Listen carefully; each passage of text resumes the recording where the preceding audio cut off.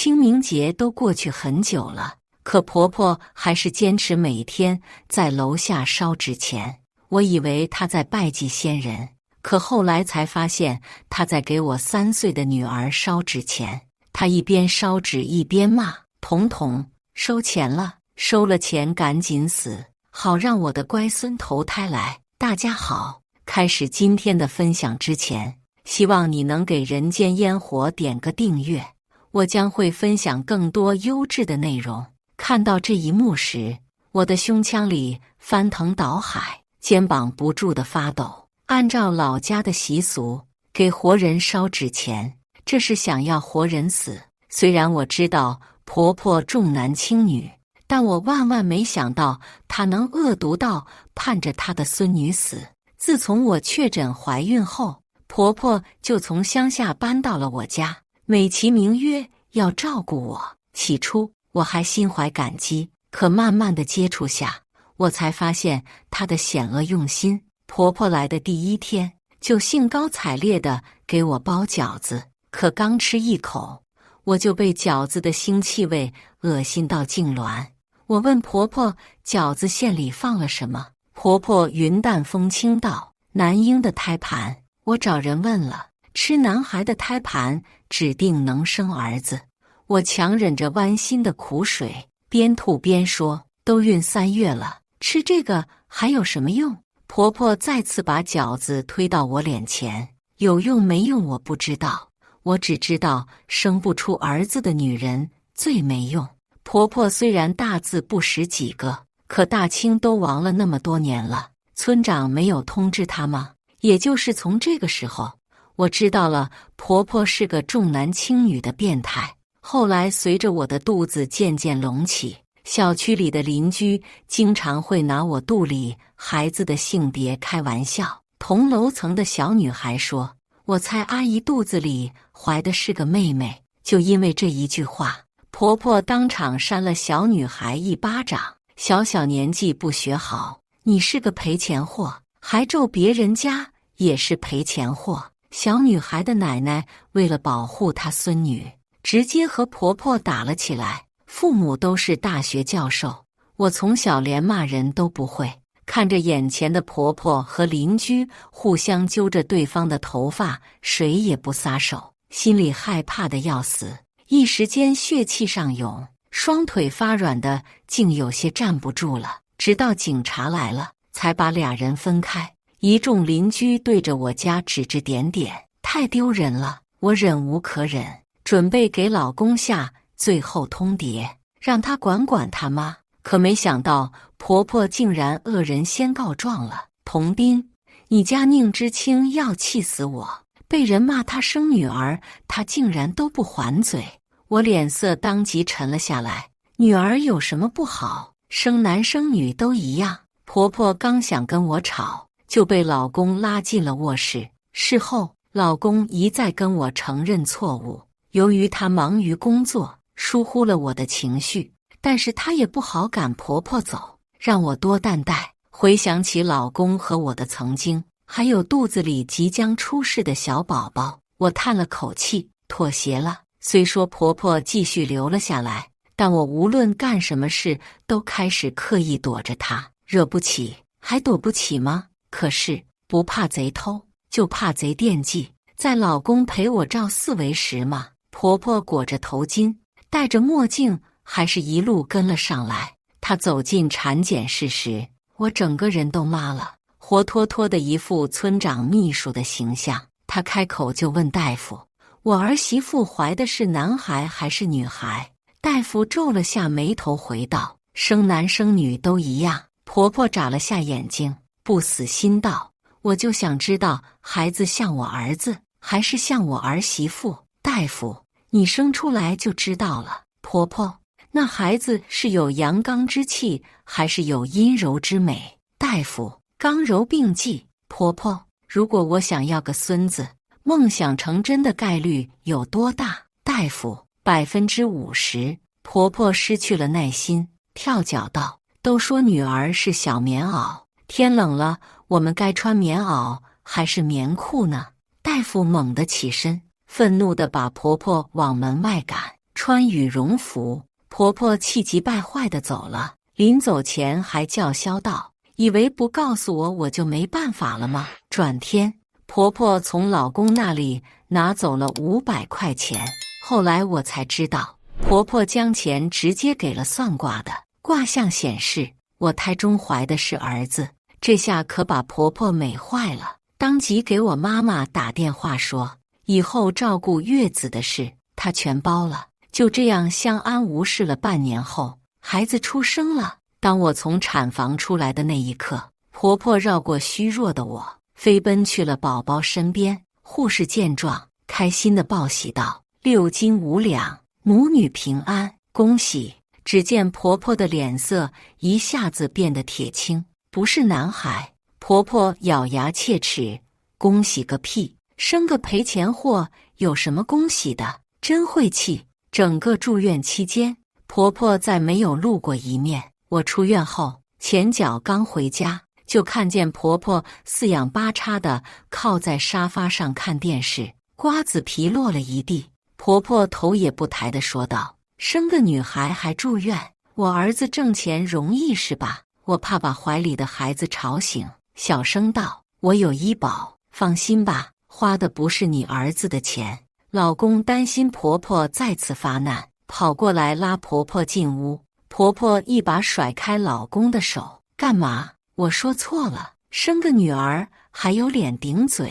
赶紧放下赔钱货，收拾屋子去。”老公看着我阴沉到快要滴出水的脸色，慌忙道：“妈，你别说了，知青还在月子里。”婆婆一手叉腰，一手指我：“现在年轻人都是惯的，我们那会生完孩子都能下地干活了，哪那么娇气？”老公强行堵着婆婆的嘴，进屋了。回来后，他劝我：“等你出月子了，我就让我妈走。”想到自己月子里不能生气，我深呼吸了一口：“我请月嫂，你让你妈走吧。”可是老公反复坚持，他已经跟婆婆说好了，婆婆不会再为难我。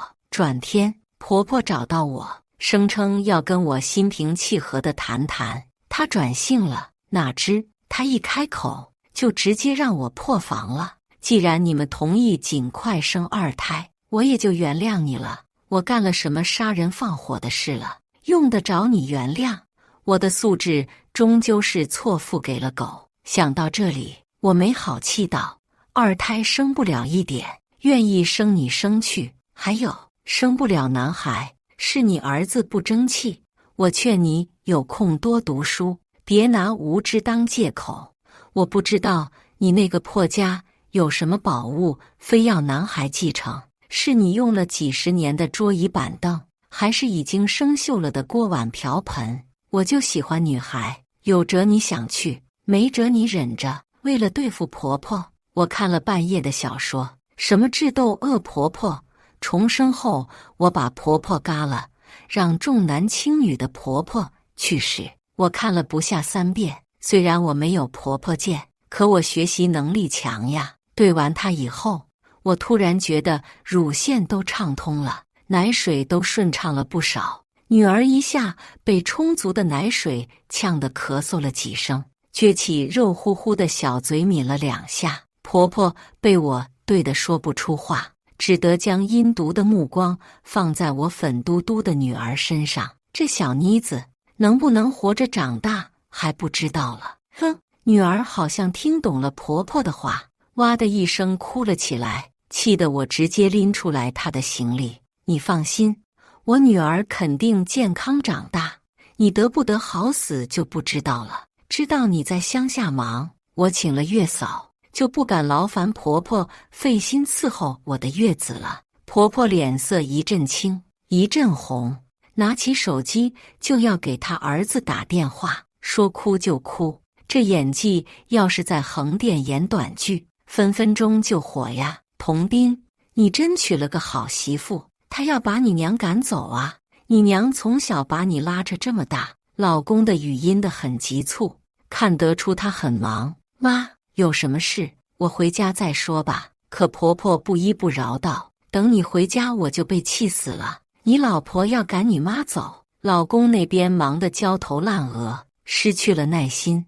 那你就先走吧。知青这边也请了月嫂，听说我弟媳也怀孕了，你回乡下看看她去吧。婆婆傻眼了，愣了半天，然后对着已经挂断的电话破口大骂，一口一个你妈逼。我心想，她人还怪好的，知道自己欠骂。我关上门回屋后，看到婆婆果然拎着行李下楼了，只不过逢人就说：“宁知青你知道吧，我是她婆婆，我帮她伺候月子，她竟赶我走，这女人太恶毒了。”相安无事的3年里，小叔子的孩子出生了，是个男孩。婆婆喜提黄长孙，兴奋之余还要把乡下的房子过继给小叔子。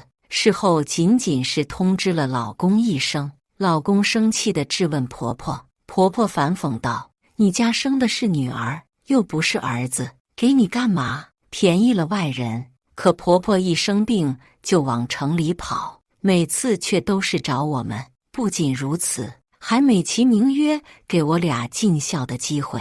我笑着问：“这么好的事，你也让小叔子参与下？别天天在家吃得白白胖胖的，你病了那么多回，他一次都没管过。”婆婆又开始撒泼：“那是我小儿子，我舍不得。”怎么了？后来更过分的是，小叔子的儿子有病了，婆婆也带来城里找我们。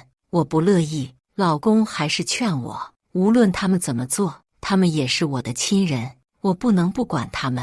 我一想，算了吧，老公又做错了什么呢？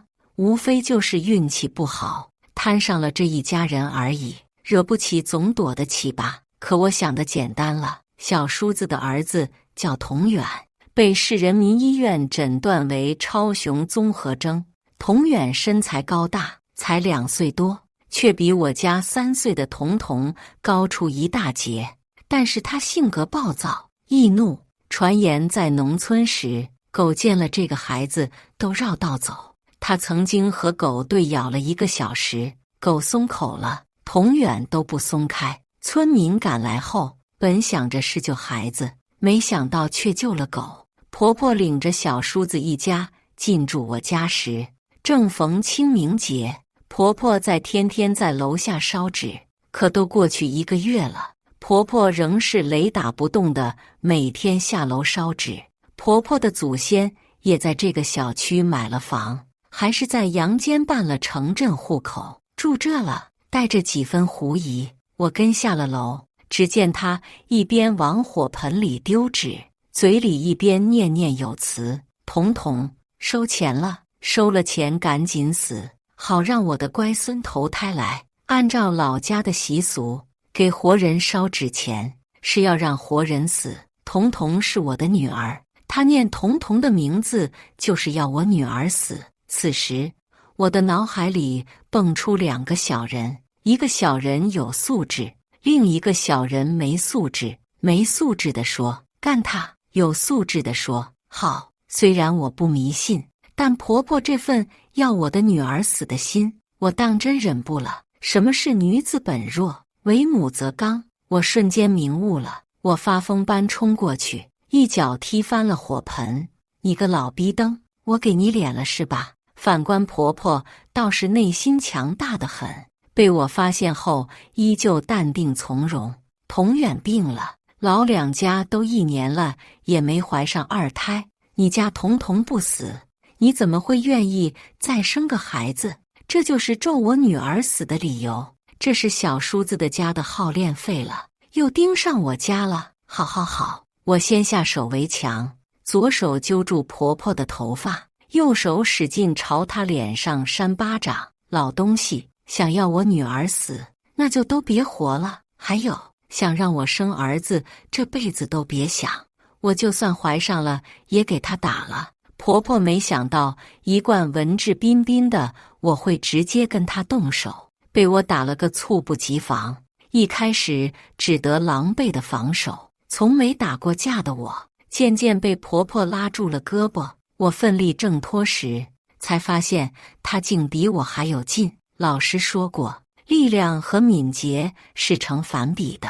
于是我做了一个扇她的假动作，猛地跑开了。婆婆就开始追，她跑到我跟前，我迅速扇她一下，继续跑。不管扇到她身体的哪个部位，只要打到她，我就给自己积1分。不知不觉，我俩围着小区跑了3圈，我的积分已经达到28分。此时的婆婆累得上气不接下气，连句完整的话都说不出来。我贱兮兮地跳来跳去，哎，我又打你了，哎，我又走了。眼见围观的路人越来越多，我不得已停止了游戏。我刚进家门后，看见老公正急忙穿衣服下楼，这时候婆婆也从后面跟了进来，一进门口就找绳子上吊。哎呦，我活不了了，宁知青打死我了。老公叹了口气，妈，你消停会吧，知青连骂人都不会，怎么可能打你？我在楼上都看到了，你满小区追着他打。婆婆欲哭无泪，指着他的红肿老脸说道，你说我打他，他的伤在哪？怎么我的脸肿了？我在一旁摇头晃脑，哎呦，我也疼，手疼。老公皱眉向我看来，我直接瞪了过去，你妈给咱家彤彤烧纸钱，她心里盼着彤彤死。婆婆猛地坐在地上打滚，今天就把话挑明了，你俩要是给我生个孙子，这事就算过去了，要是不生，别怪我跟你们没完。老公脖子上的青筋隐隐跳动，权衡了片刻后说道，反正我俩这辈子就彤彤一个闺女了，不可能再生了，你乐意不乐意跟我们没关系，我俩乐意就够了。婆婆如遭雷击，旋即又阴恻恻笑道，好好，等你们没了闺女，我看你们生不生。老公和我同时掀了桌子，我做了请的手势，示意他先说。妈，你要是再想着害彤彤，别怪我不认你这个妈。婆婆哑火了，因为她的所有经济来源都来自于童斌，但是透过她协调过来的怨毒眼神，我料定她肯定不会就此作罢。睡觉前，老公说我变了，不变怎么着？难道让女儿被婆婆祸死？我算想通了，没有战争，哪来的和平？我说，你妈逼的。她，我点点头，确定道，就是你妈逼的呀。说话间，小叔子一家子回来了。10分钟后，小叔子一家哐哐地砸我的屋门。宁知青，你个贱人，你敢打我吗？听声音，像是又喝酒去了。他们一家倒好，从我家借了钱看病，却成天拿看病的钱在外面胡吃海喝。我大步推开门，你们一家子现在从我家给我滚出去！老公赶紧出来阻拦，劝完我又劝小叔子，可小叔子不依不饶，借着酒劲大放厥词。你家，妈说了，这个家早晚是我的，我哥的房子就是我的房子，将来也得给我儿子同远。这次换我老公不乐意了，他指着小叔子，这房子是你嫂子娘家付的首付，你惦记不着，就算是我的，我也不会给你。弟媳妇这时站了出来，拢了下大波浪卷发，眼睛瞪得圆鼓鼓的，活脱是一只泰迪。大哥你傻呀，你家又没男娃，房子只有给你侄子才能姓童，人不要脸则无敌呀。这是想吃我家绝户，那我就让你们当真绝户。想到老公还有1周就要去国外出差了，我语气温和了几分。房子的事以后再说，你们说的也不是没有道理，我考虑下，你们暂且住下吧。说完后，我就进屋了。老公多次表示他在这个节骨眼出差，放心不下家里，可他又不能不去，不去公司就要开除，失去了收入，他更没法帮衬婆婆一家了。我发现我从一开始就错了，我干嘛总是防守反击？我为什么不能主动出击呢？老公出差的当天，我把一根验孕棒插在了西瓜上，不一会就显示出了2道杠。然后我跑到厕所惊呼了一声后，装作若无其事地进屋了。不一会，婆婆发疯般地推开我卧室的房门。怀了？我吃惊地摇头。没有。你怎么知道的？婆婆一副自作聪明的样子，从身后掏出了那根验孕棒，2道杠。你还想瞒过我老婆子吗？我叹了口气，姜果然还是老的辣。婆婆得意地说：“那是。”紧接着我突然说：“不行，我得打了，万一是男孩，你不就得逞了？”婆婆瞬间慌了：“千万别，老两家的情况你知道，现在就指望你了。”看着老太太情真意切的表演，看上去还真有点可怜。但可怜之人必有可恨之处，不是吗？小叔子家2岁的儿子童远，自从确诊了超雄综合征，婆婆便动起了更换皇太孙的想法。她虽然不知道超雄病是个什么病，可市里的医生说了，这种病不仅有暴力倾向，还可能引起学习障碍，有时还伴有躯干畸形，这怎么能行？皇太孙将来是要继承3间破瓦房，还有生锈的锅碗瓢盆的人。婆婆想让小叔子再生个儿子，却无论如何也生不出来。婆婆逼着弟媳妇去市里做了一堆检查，结果查不出毛病，反倒是调理的中药开了一包又一包。终于，在婆婆的绝望之际，我的假怀孕像是给婆婆注了一支强心针。眼前的婆婆像极了他们村前的那只哈巴狗，而我的肚子就是那根肉骨头。演戏就演全套。我不情不愿地说：“凭什么？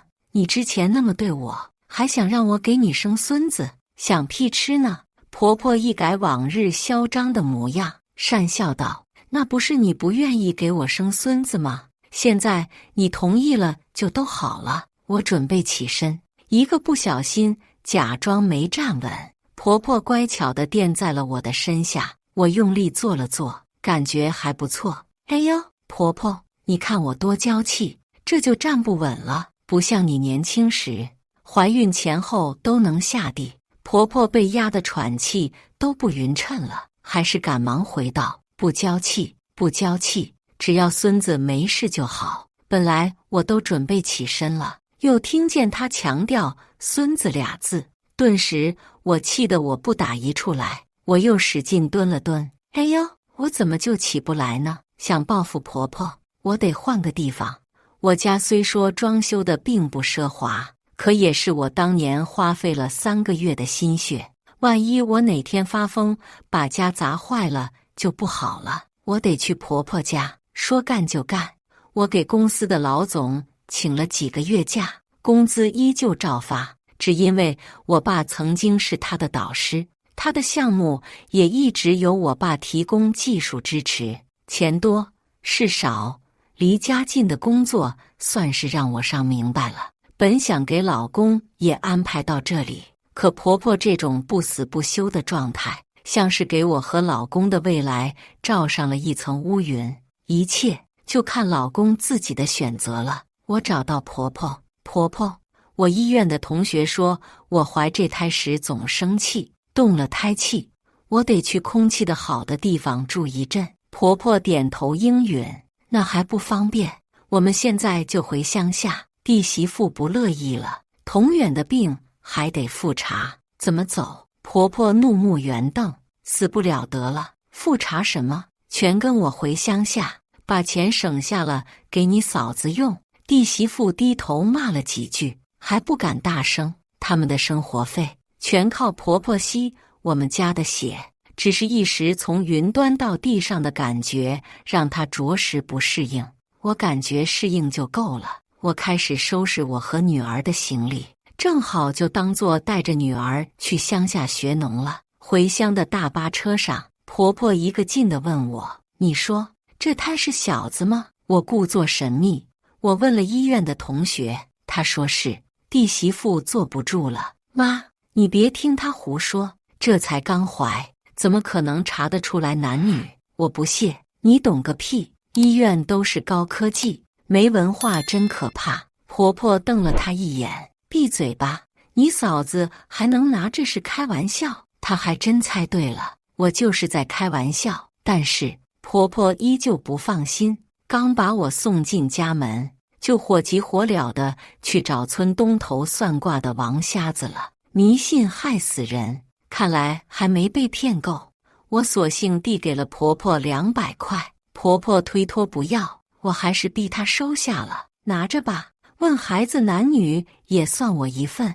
婆婆接下钱就好办了，算卦的只要拿到钱，肯定是你愿意听什么她就说什么。果然，婆婆回家后红光满面，童家有后了，感谢祖先。说着，她的眼眶竟有些湿润了。我不禁被她的情绪感染，望着眼前的3间破瓦房，轻抚肚皮：“儿子，看，这是你奶奶给你打下的江山。”晚饭时，我怕女儿吃不惯婆婆家的饭，给她破了一罐牛肉，弟媳妇直接抢走，全拨到了她儿子碗里。女儿委屈地撇着嘴，大眼睛泪汪汪的。这一切正被进门的我全看在眼里，我的火腾一下就燃起来了。我压着怒气将女儿哄进屋，给她破了2袋零食。出来后，直接把饭桌掀了。看，这就是在别人家的好处，不让我女儿吃，那就都别吃了。婆婆一个劲的解释，说她刚才没注意。放屁，在她眼里，就算是废了的男孩也比女孩强。弟媳妇直接开骂了：“吃你点牛肉怎么了？我儿子爱吃，那是看得起你。真吃一点，我就不说什么了。刚才明明是全拨走了，这就是传说中的无赖吗？”我回想了下，最近刚看的《手撕恶婆婆一家》这本书，书里讲的是对付无赖，能动手就别逼逼。我冲过去揪住弟媳妇儿的头发，用出吃奶的劲甩了一巴掌：“肚子的孩子我不要了，我跟你拼了！”弟媳妇反应过来后回扇了过来，可婆婆替我结结实实地挡下了。她将我护在身后：“我的祖宗啊，头3个月可不兴打架呀！”弟媳妇见没打着我，还要冲过来：“你敢打我，我弄死你！”婆婆不由分说，直接和弟媳扭打在了一起，那模样像极了修仙游戏里的护主神兽。懒得再看他俩，我进屋陪女儿讲故事去了。饿了就和女儿一起吃点零食。女儿问我门外摔摔打打的是什么声音，我说：“你奶奶和你婶子练习自由搏击呢。”时光静好，岁月无恙。我假怀孕这一招算是彻底把婆婆治住了。可弟媳妇不干呐，她可是眼馋皇太孙这个位置久矣，索性跟我玩起了宫斗技。不知道她从哪里打听到了一个菜谱。晚饭时，她说要给大家露一手。当菜端上桌时，我人都傻了。山楂炖螃蟹，这什么黑暗料理？稍加思索后，我便反应了过来。吃山楂会宫缩，吃螃蟹会宫寒。弟媳妇是准备要我肚子里巴巴的命，那还等什么？正好这几天便秘，于是我大口的吃了起来。还没等我咽下蟹黄，婆婆也反应了过来，一把夺过了我碗筷：“二媳妇，你好狠的心，你是要谋害你嫂子腹中的胎儿？”我咂咂嘴，这神态，这台词绝了。我越发的认为婆婆天生是个演戏的材料，按照剧本，我是不是也该配合一下？我踉跄着后退3步，一手抚胸，一手指着弟媳妇：“弟妹，你竟然害我的儿子，枉我还拿你当家人！”随后，我带着哭腔扑向了婆婆：“婆婆，你要给我做主啊！《甄嬛传》可不是白看的。”我的表现毫不做作，浑然天成。可下一秒，婆婆突然跳戏了，只因为她开始骂脏话了，各种屎尿屁的往弟媳妇身上安排。弟媳妇哪是肯吃亏的主，直接回骂了过去。最后气得婆婆提出分家，要赶弟媳一家走。弟媳妇说：“老东西，房子你可早就过继给我们家了，要走的话你滚。婆婆阴恻恻一笑，你问问村长去，镇里的手续办完了吗？你以为手续一交就算成功了？我在一旁火上浇油。妈，那这房子……婆婆拍拍的我的手，大媳妇，你放心，只要你儿子出生了，这房子就是你们家的。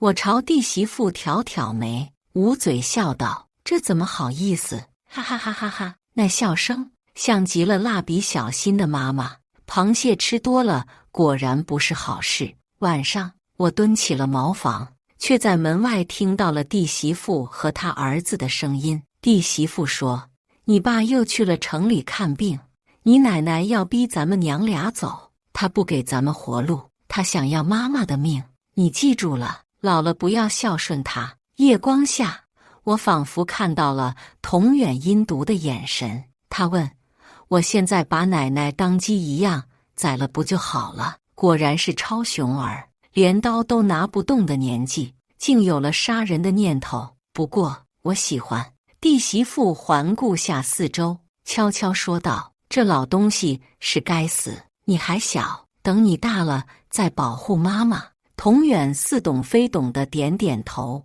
转天清晨，童远当真拿着菜刀去了婆婆屋，趁着婆婆睡觉时，拿刀切了下去。好在只伤到了婆婆的手指。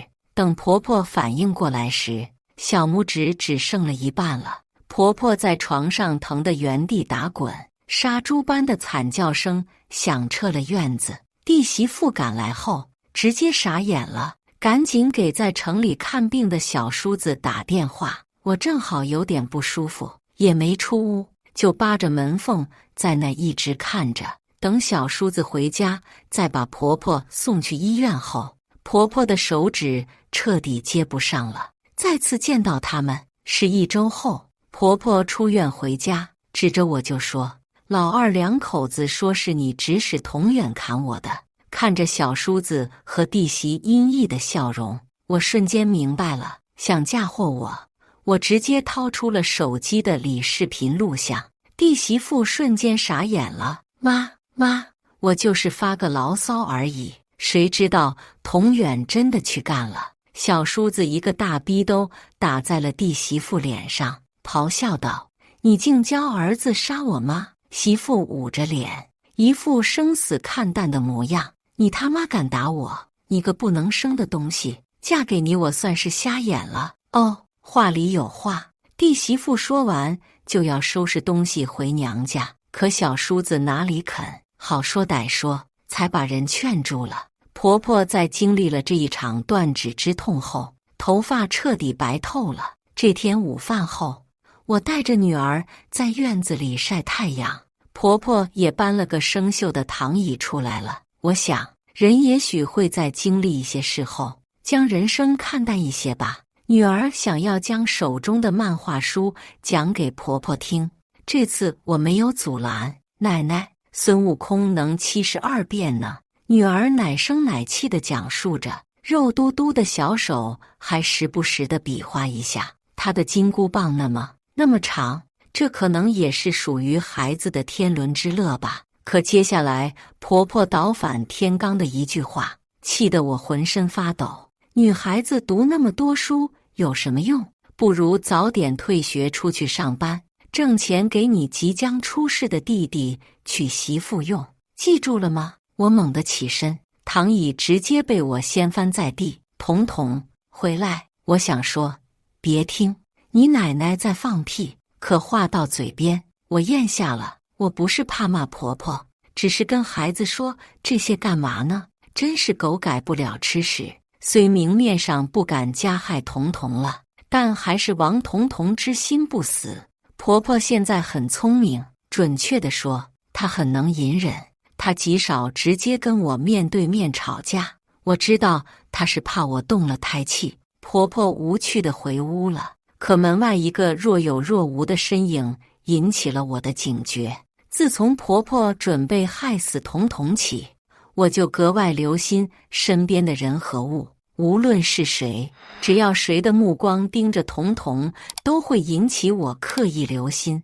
我把童童送去了里屋后，跑出院门追了出去。刚才扒门往里看的是一个男人，身材高大，但是腿脚不好，看得出他在很努力地走，可还是被我追到了。我壮着胆子问：“你是谁？偷看我家的目的是什么？”男人戴着口罩和棒球帽，只露出的躲闪的眼神。他反问：“这是李远家？”李远，我摇摇头，我只知道童远。他又问：“陈月芬的儿子？”陈月芬是弟媳妇的名字，既然是冲着弟媳和他儿子来的，我不由放松了几分警惕。你是谁？我问。找他们干嘛？男人的脸色的瞬间狰狞的骇人，他一拳打在了村子里混凝土电线杆上，血液顺着他的手指砸在了地上。见他发疯，我快步走开了。回去的路上，我在反复的思考，小叔子和陈月芬能生下童远，说明陈月芬肯定没有问题的。可他们生下童远后，就再也生不出孩子了，说明后来2个人中有人得了病，或者是小叔子从一开始就不能生。再加上陈月芬曾骂过小叔子是不能生的东西，一个大胆的想法在我脑海中呼之欲出。童远难道是刚才那个暴力男的儿子？而小叔子不知不觉做了接盘侠。如果婆婆知道了真相，不知道会作何感想。亲孙女和假孙子孰亲？8成是都不亲。等我走回婆婆家时，正好看到小叔子在往门外丢我带来的行李。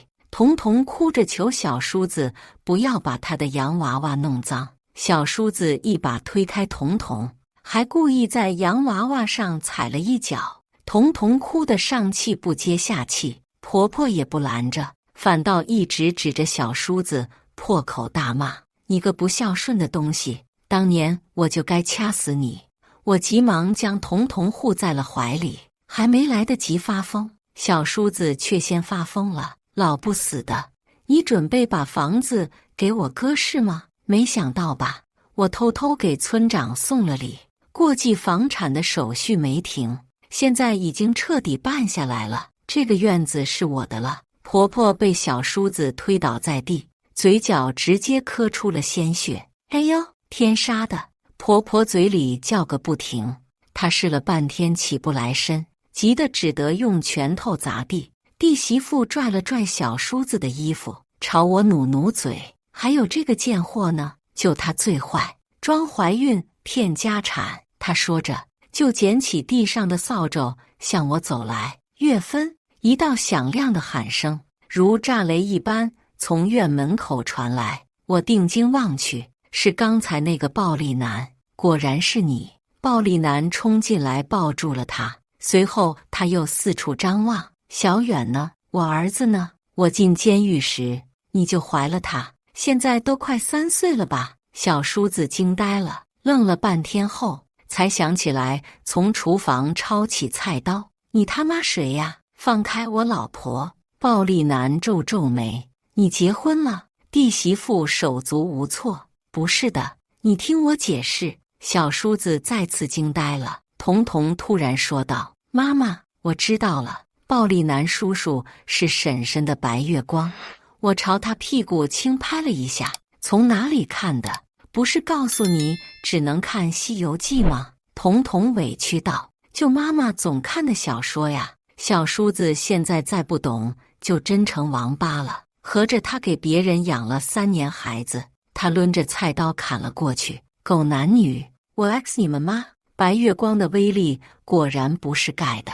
陈月芬竟挡在了暴力男身前：“是我骗你的，跟他没有关系。”暴力男一把推开了陈月芬，竟从自己身后也掏出来一把匕首。见状，我慌忙转过身去，一边捂着童童的眼睛，一边往屋里跑。不知过了多久，门外的打杀声终于停了。我偷摸望去，一地鲜红。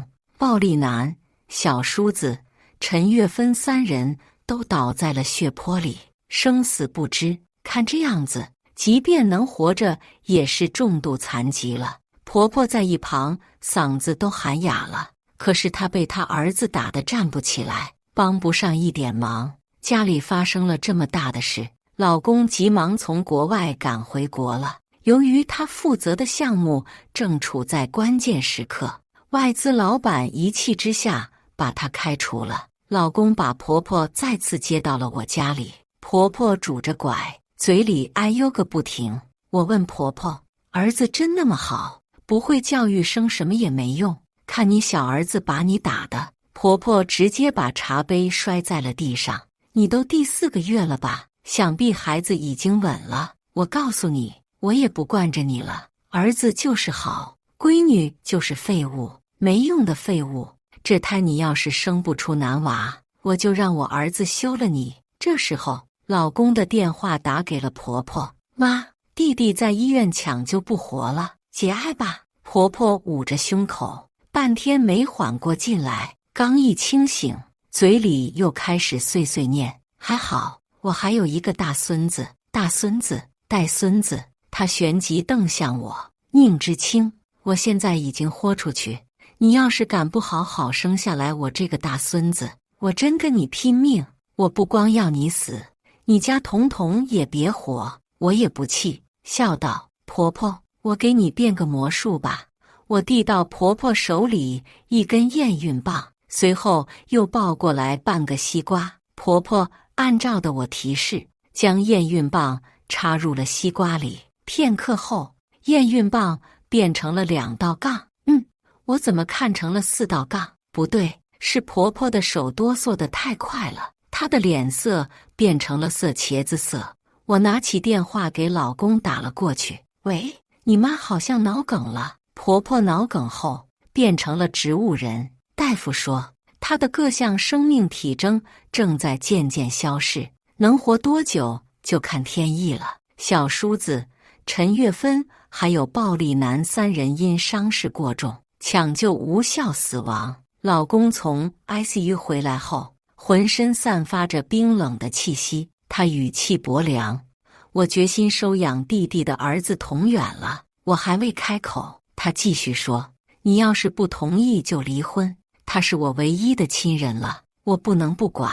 我本想说，同远不是你的弟弟的亲儿子，更不是你的亲人，可是听见他的后半句，我说与不说不重要了，那就离婚吧。我说，本来夫妻一场，在你困难的时候，我或许不该离开你，可你何时在乎过我的感受？张嘴闭嘴都是你的家人，我和彤彤不是你的家人吗？童斌见我动真格了，瞬间慌了。知青，我刚才是气话，你原谅我好不好？这些日子我压力好大。我笑了笑，可我不是气话。知道我什么时候开始对你失望的吗？我告诉你，是你让我不得不独自面对你那些奇葩家人的时候。我从未因你家人的过分而迁怒于你，真正令我寒心的是你的态度。我曾多少次无助地求助于你，可你却拿他们是你的家人来道德绑架我。你说我变了，我不想变，因为变起来真的很痛。我被逼变成泼妇对付你的家人时，我害怕到心脏要跳出来。这些你都知道吗？他喉咙里蹦出的一声对不起，成全了他最后的体面。从民政局出来的一刻，空气格外的香甜。我把孩子交给了自己的父母，爸妈，彤彤交给了你们喽，我要上班去。父亲宠溺的一笑，这什么急？再放松一阵吧。你老板要是敢说个不字，我踢他屁股去。我回之以微笑，谢谢爸爸。不用了，荒唐了太久，我必须要振奋我的人生了。以上就是今天分享的故事，大家有什么想说的、想吐槽的，欢迎在下方评论交流，也更希望能给人间烟火点个订阅，我将会分享更多优质的故事内容。